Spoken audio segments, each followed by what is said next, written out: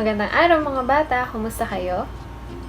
Para sa ating pagsisimula, tayo muna ay sandaling manalangin. Kamay ay ititiklop, ulo ay iyuko, mata ay ipipikit, at tayo manalangin. Panginoon, dakila ka po sa lahat. Pinapasalamatan ka po namin sa lahat po ng mga blessings na natanggap po namin ngayong week. At salamat din po sa pagkakataon na kami ay makapag-children's art at makapakinig na naman ng panibagong story. Patuloy niyo po kaming gabayan, buksan ang aming puso't isipan, at nawa lahat po ng aming mga maririnig ay lagi po naming alalahanin hanggang sa kami ay lumaki. Ito po ang aming panalangin sa pangalan mo, Jesus. Amen. Last Saturday, ang ating pinag-usapan ay patungkol kay Timothy at kung paano siya ginamit ng Diyos para magpalaganap ng salita ng Diyos. Siya ay natuto ng mga patungkol kay Jesus mula sa kanyang pamilya, lalo na sa kanyang ina at lola, at gayon din mula sa kanyang kaibigan na si Apostle Paul. Dahil sa pagiging masigasig at enthusiastic ni Timothy na makilala si Jesus, ay nakayanan niya rin na ibahagi sa iba ang kanyang mga nalalaman. At isa siyang paalala sa atin na hindi hadlang ang ating edad para tayo ay makapagbahagi ng salita ng Diyos kahit pa sa mas matanda sa atin. At ngayon naman, ibang karakter na naman yung ating matututunan at makikilala sa ating story. Handa na ba kayong makinig? Kung handa na kayo, tayo nga ay mag-thumbs up. Ayan, mukhang ready na nga tayo. Kaya, tara! God's amazing promise. Abraham lived in Haran. Abraham, God said, I want you to leave Haran and go to another land. God didn't tell Abraham where that was. Trust me, God said. Do this, God said, and your children will become a great nation. How? Abraham wondered. His wife Sarah was too old to have children. Trust me, God said. Go where I tell you, God said, and you will have more descendants than there are stars in the sky. They will bless the whole world. Trust me. So Abraham trusted God. He took Sarah, his nephew Lot, and everything they owned. He went where God told him to go. He went to the land of Canaan. When he arrived, Abraham camped at Shechem. God appeared to him. I will give this land to you and your children, God said. Abraham built an altar to God there. Abraham traveled around God's promised land. He was glad that he had trusted God.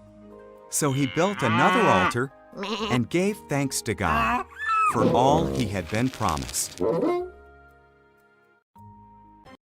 Abraham's big test. God promised Abraham a son, and from that son, many descendants, who would bless the whole world. But Abraham and his wife Sarah were too old to have children. 20 years went by. Still, Abraham trusted God's promise.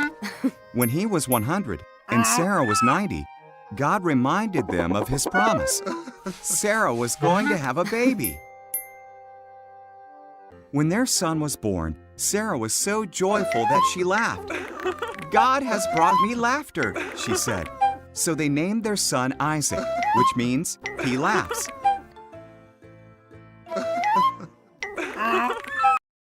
When Isaac was a boy, God tested Abraham by telling him to take Isaac to Mount Moriah and kill him as a sacrifice to God. Abraham was confused, but still he trusted God. Isaac carried the wood, and Abraham held the knife and torch. Together they climbed the mountain. Where is the lamb for the sacrifice? Asked Isaac. God will provide it, Abraham replied.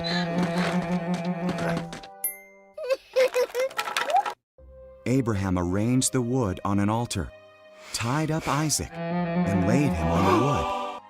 As he raised the knife to kill Isaac, an angel called his name, Abraham. Don't hurt the boy, the angel cried. God knows you trust his promise. Look, there in the bushes, a ram is caught by its horns. Sacrifice that instead. So Abraham sacrificed the ram instead of his son. He called the place God Will Provide, because God provided the sacrifice. Just as God had said, his promise came true. Sa ating story na napakinggan, nakilala natin sino yung dalawang character na nabanggit sa story? Si Abraham at si Sarah. At kung paano tinupad ng Diyos yung pangako niya sa kanila na kahit na matanda na sila, ay magkakaroon sila ng anak. At kay Abraham, napangako ng Diyos na siya ay magkakaroon ng anak na sindami ng bituin sa langit. Kaya siya ay kilala rin sa tawag na Father of all Nations. Kayo ba, nakarinig na ba kayo ng promise mula sa inyong mga kaibigan or kapamilya? At halimbawa, may nangako sa inyo na kayo ay dadalhin sa mall kapag nakakuha kayo ng maraming stars sa school. Or di kaya pinangakuan na kakain sa Jollibee or sa labas at ibibili ng new toys. Ano kaya yung mararamdaman nyo kung pinangakuan kayo at hindi nila ito tinupad? Pakita nga ako ng expression nyo kung ano yung mararamdaman nyo kapag ginawa sa inyo to, yung nag-promise tapos hindi nila natupad. Siyempre, tayo ay malulungkot. At ganun din ang naramdaman nila Abraham at Sarah kasi akala nila hindi natutuparin ng Diyos yung pangako niya sa kanila.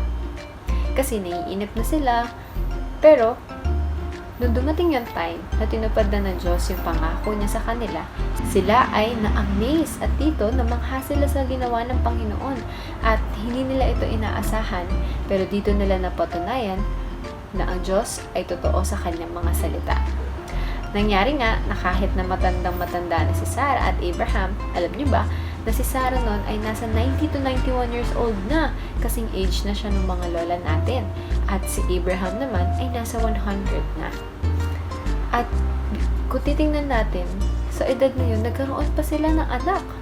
At pinangalanan nga nila itong si Isaac. Dito sa ating story ay nakita natin na ang Diyos ay tumutupad sa kanyang mga pangako sa tuwing tayo ay magdadasal. Makakaasa tayong siya ay nakikinig. At isa sa mga pangako niya sa atin mula sa Hebrews chapter 13 verse 5 ay hindi niya tayo iiwan o pababayaan man.